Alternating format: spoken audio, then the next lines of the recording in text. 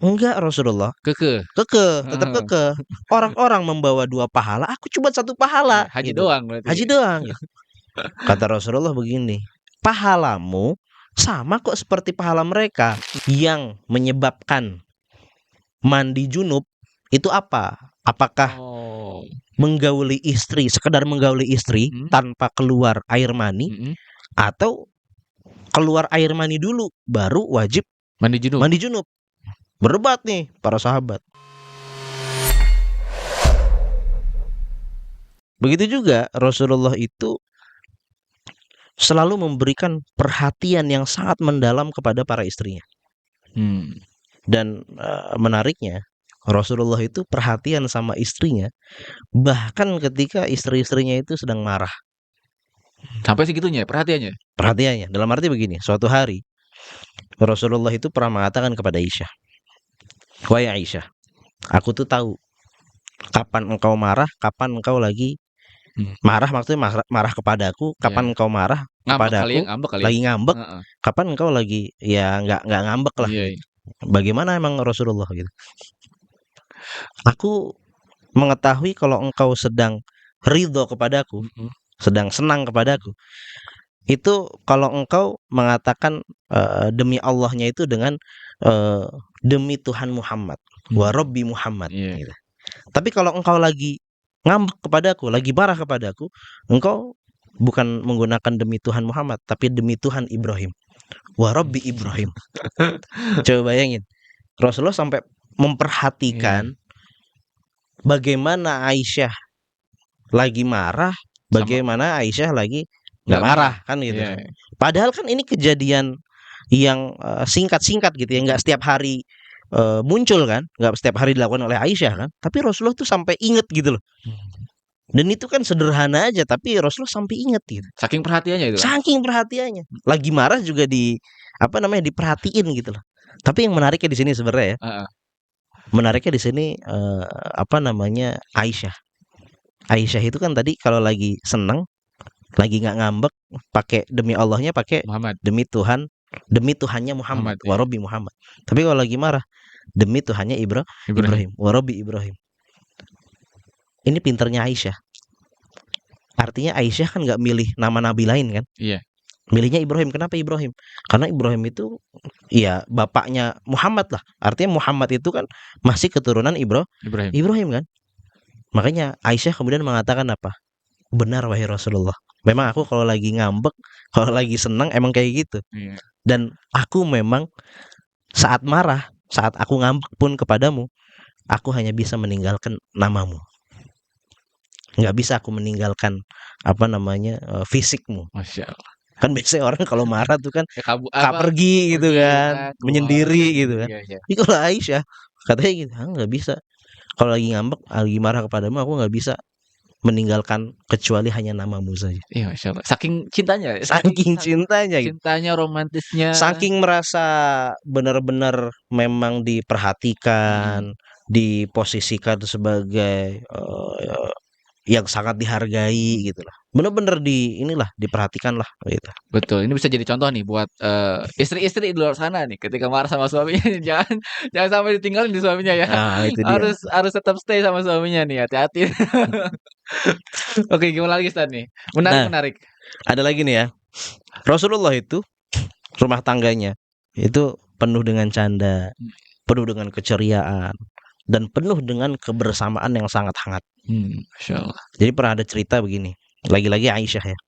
Kenapa Ibunda Aisyah banyak bercerita? Karena itu tidak lepas memang beliau itu kepintarannya, intelijensinya di atas rata-rata lah gitu. Dan beliau itu memang mengajarkan banyak hal gitu kan. Memang beliau itu bisa dikatakan guru. Selepas Rasulullah wafat itu Ibunda Aisyah itu memang guru lah bagi para sahabat kalau nanya apa, terutama nanya-nanya hal-hal yang sifat ibarat kata nggak diketahui oleh sahabat-sahabat yang lain gitu. Betul. Yang sifatnya di rumah lah gitu. Ya, apalagi yang di rumah kan gitu kan. Nah, ini tentang kehangatan dan canda keceriaan di dalam rumah tangga Rasulullah gitu ya. Ibunda Aisyah berkata begini, bercerita, "Suatu hari Saudah itu berkunjung ke rumahku. Nah, waktu itu ada Rasulullah di rumah Aisyah juga. Maka kemudian Rasulullah duduk di antara kami. Jadi Rasulullah di tengah, Ibunda Aisyah dan Ibunda Saudah di kanan dan di Di kiri. kiri ya. Maka kemudian Rasulullah menaruh kakinya satu di pangkuan aku, kaki yang satu lagi di pangkuannya Saudah. Coba, itu kan romantis banget gitu kan. Nah, kemudian nggak selesai di situ nih. Kemudian aku menyiapkan makanan, kata Aisyah. Aku menyiapkan makanan. Dan kemudian setelah makanan itu siap, aku mengatakan kepada Saudah, wahai Saudah, makanlah. Gitu. Tapi Saudah enggan untuk memakan, ya mungkin kenyang atau apalah gitu kan. Terus Aisyah mengatakan, ayo makan. Kalau kamu enggak makan, maka aku akan mengoleskan makanan ini ke wajahmu, gitu. Maksudnya mungkin makanannya itu ada apa ya, ada krimnya Iya, gitulah. mau dicolek lah gitu kan. Nah, bisa dicolek, bisa kayak krim Iya, gitulah iya. mungkin gitu kan. Dan benar, Saudah tetap nggak mau makan gitu loh. Akhirnya benar Aisyah nyolek itu makanan, diolesin ke mukanya Saudah gitu. Rasulullah ngelihat kayak gitu, nggak marah. Rasulullah menurunkan kakinya, kemudian justru ikut-ikutan. Jadi akhirnya sekeluarga tuh main coreng-corengan makanan tuh gitu kan. Oh, asik banget lah, bisa dibayangin gimana hangat, gimana ceria dan candanya gitu kan. Sampai akhirnya tiba-tiba Rasulullah itu mendengar Umar mau masuk, mau berkunjung lah gitu kan. Akhirnya Rasulullah menyudahi dalam arti begini. Rasulullah mengatakan, ayo berhenti, stop. Udah, bersihkan wajah kalian. Karena sepertinya Umar akan masuk. Nah itu bayangin lah gimana kehangatan, keseruan rumah tangga Rasulullah begitu ya. Berarti nggak flat banget lah, nggak flat kayak gimana gitu. Jadi emang ada cerianya juga gitu. Ada cerianya. Bahkan dalam satu kesempatan nih pernah juga Aisyah menceritakan begini. Suatu hari aku bepergian bersama Rasulullah gitu ya. Dalam keadaan waktu itu aku masih muda dan langsing. Kata Aisyah begitu. Nah, di tengah perjalanan Rasulullah mengatakan kepada rombongan, kan ada sahabat yang lain ikut. Rasulullah mengatakan kepada rombongan, kalian majulah duluan gitu kan. Nah, ketika rombongan udah maju, Rasulullah mengatakan kepada Aisyah, ayo kita lomba lari gitu kan. Ketika lomba lari, Aisyah berhasil mendahului Rasulullah.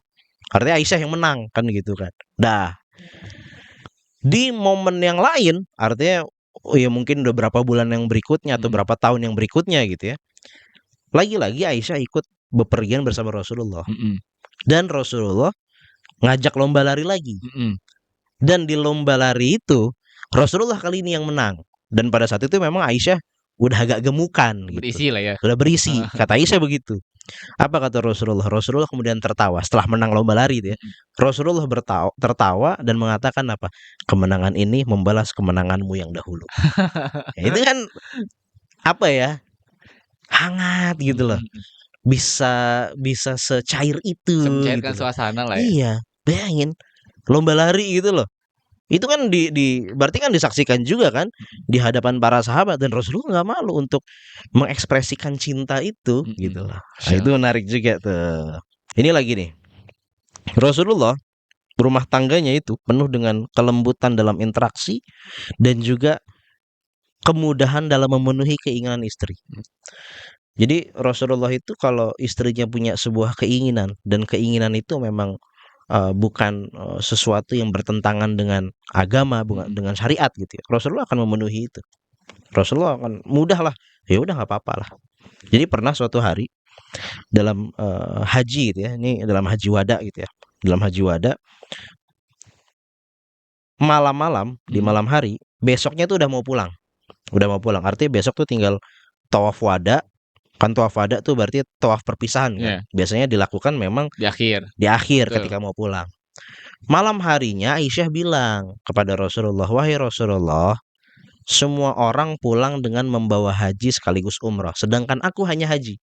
Jadi Aisyah itu cuman berhaji tapi tidak umroh. Kenapa? Karena umroh itu kan perlu tawaf.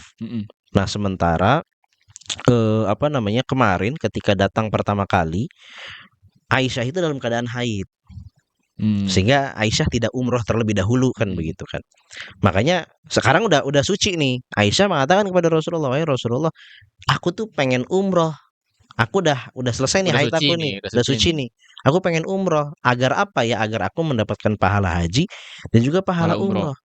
Rasulullah udah mengatakan kepada Aisyah, "Hajimu sudah mencukupi umrohmu." Enggak Rasulullah. Kekeh. Tetap Heeh. kekeh. Orang-orang membawa 2 pahala, aku cuma 1 pahala, Iya, haji gitu. doang berarti. Haji doang, gitu. Kata Rasulullah begini, "Pahalamu sama kok seperti pahala mereka." Mhm. Dalam arti kan ya karena memang engkau kemarin ada Haid. halangan kan, ya sudah, tetap aja pahalanya juga, sudah apa yang diniatkan kan begitu kan. Nah, tetap kekeh. Akhirnya apa? Apa kata Rasulullah? Ini bayangin besoknya tuh udah mau pulang gitu loh. Kata Rasulullah, "Ya sudah, panggil adikmu." Mhm. Jadi Aisyah kan yang punya adik kan, namanya Abdurrahman bin Abu Bakar.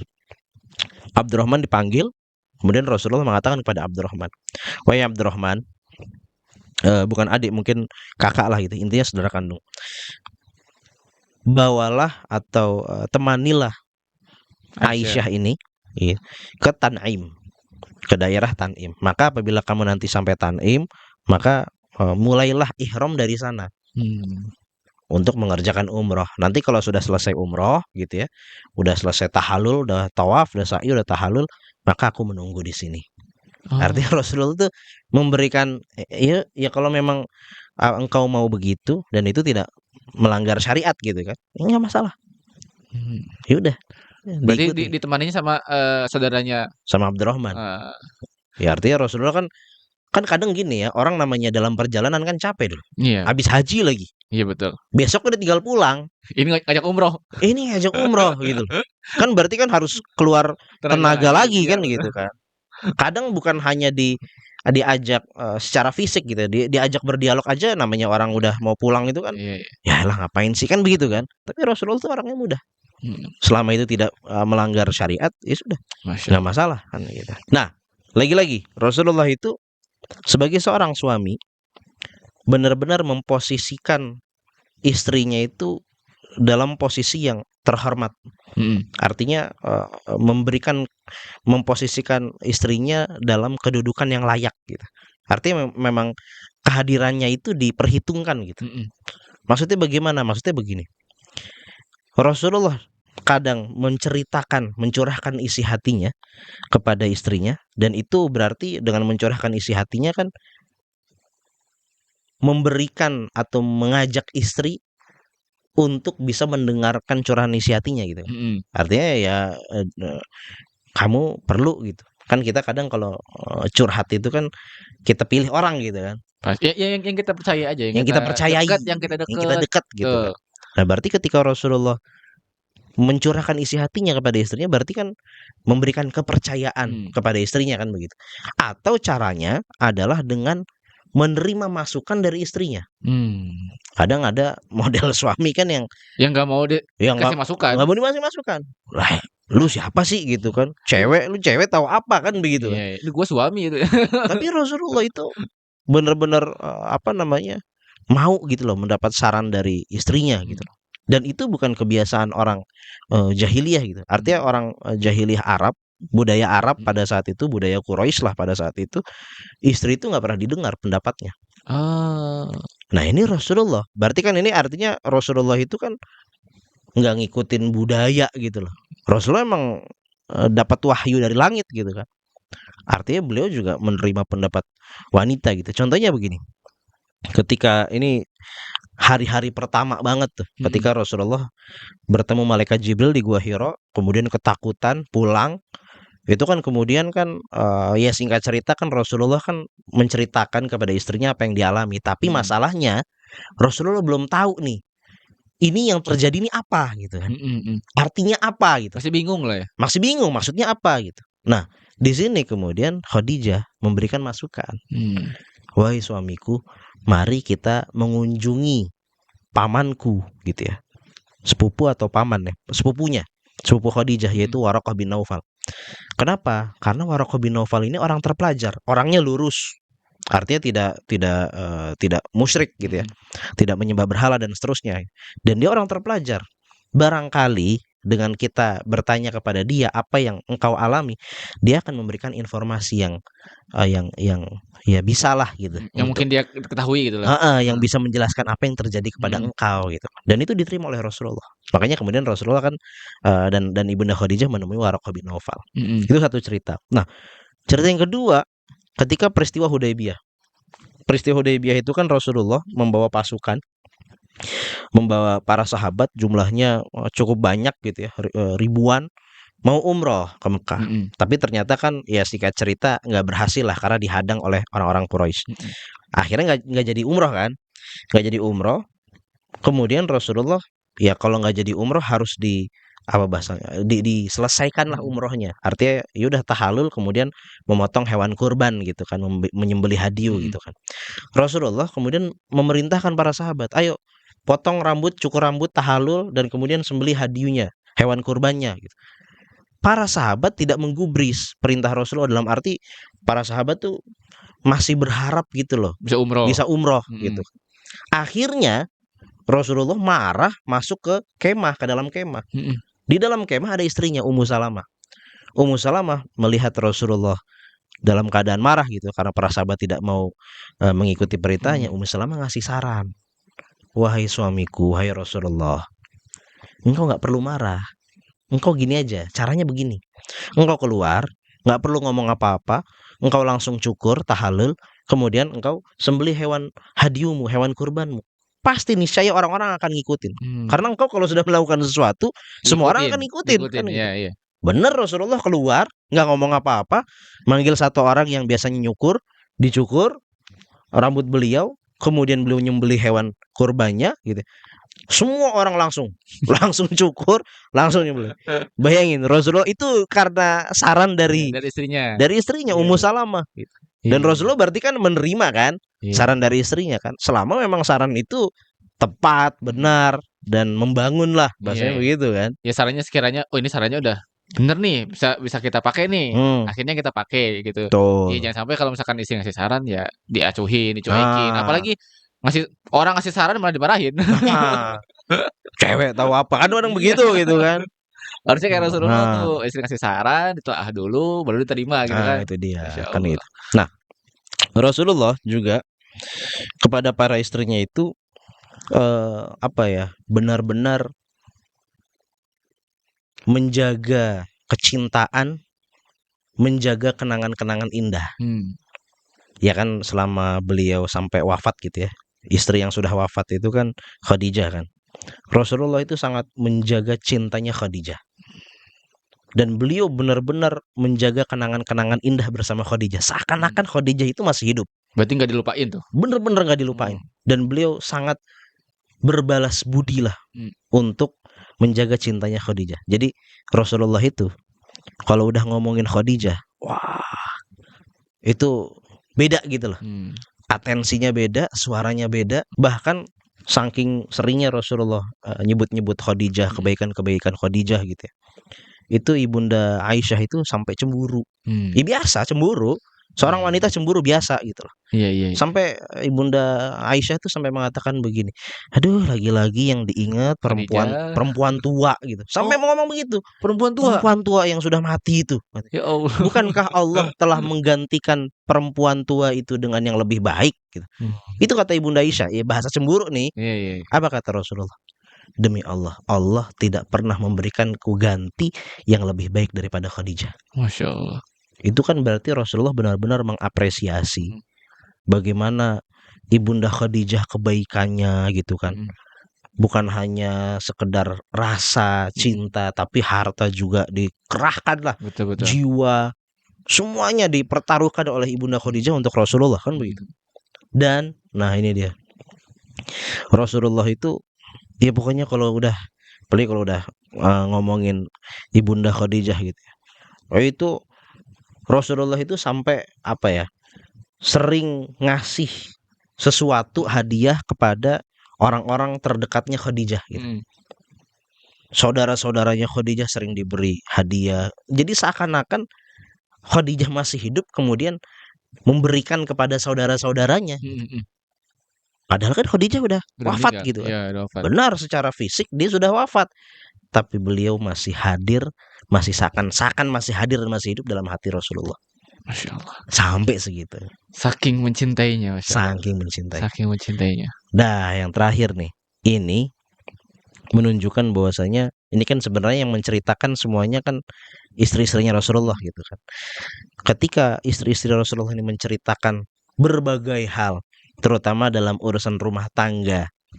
Bagaimana sosok Rasulullah sebagai suami. Ini menunjukkan bagaimana istri-istri Rasulullah ini sangat berjasa untuk menjelaskan kepada kita bagaimana sih teladan Rasulullah gitu. Masya Allah, dan jadi itu banyak hal itu.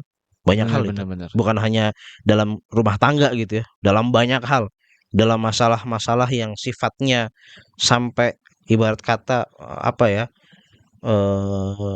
sangat kalau hari ini tuh bisa dikatakan vulgar gitu loh. Jadi pernah suatu urusan ranjang.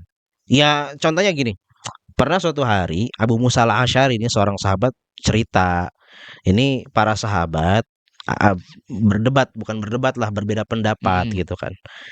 Yang menyebabkan mandi junub itu apa? Apakah menggauli istri, sekedar menggauli istri tanpa keluar air mani, atau keluar air mani dulu baru wajib mandi junub? Berdebat nih para sahabat. Abu Musa al-Asy'ari melihat perdebatan itu mengatakan apa? Udah, aku akan menjadi penawar perdebatan kalian, dalam arti aku akan mencari jawabannya. Abu Musa al-Asy'ari datang kepada Aisyah, maka kemudian bertanya kepada Ibunda Aisyah, wahai Ibunda Aisyah, wahai Aisyah, aku ingin bertanya kepadamu tapi aku malu. Ya, karena ini urusannya sensitif lah ya. Iya, vulgar gitu kan. Iya. Ada gitu-gitunya gitu kan. Apa kata Ibunda Aisyah? Engkau nggak perlu malu.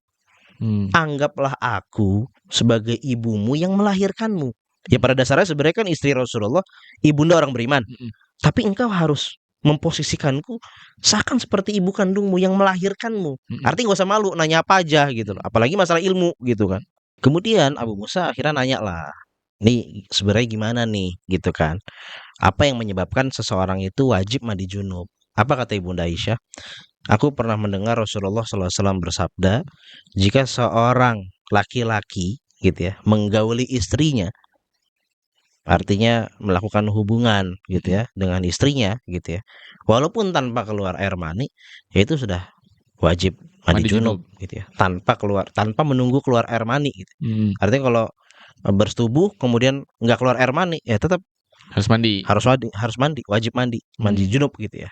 Nah itu kan berarti kan, nah ini lihat nih, istri-istri Rasulullah itu tadi memberikan informasi, memberikan pelajaran tentang bagaimana kehidupan rumah tangga Rasulullah gitu kan, yang itu tentu nggak diketahui oleh para sahabat-sahabat yang lain. Betul, dan ini sebagai Rasulullah SAW sebagai suami ya. Ya, gitu. Nah gimana nih sekarang gini pertanyaannya, kalau tadi kita melihat bagaimana interaksi antara Rasulullah dengan para istrinya tadi ya, yang tadi kita lihat sangat cair, beliau sangat memberikan keluasaan dan seterusnya gitu. Sekarang ada yang lebih spesifik nih, kalau percakapan atau komunikasi Rasulullah dengan para istri itu kayak gimana? Tapi nggak kita bahas sekarang. Nanti ya. Ada waktunya. Oke, nanti kita akan bahas selanjutnya di podcast selanjutnya. Oke.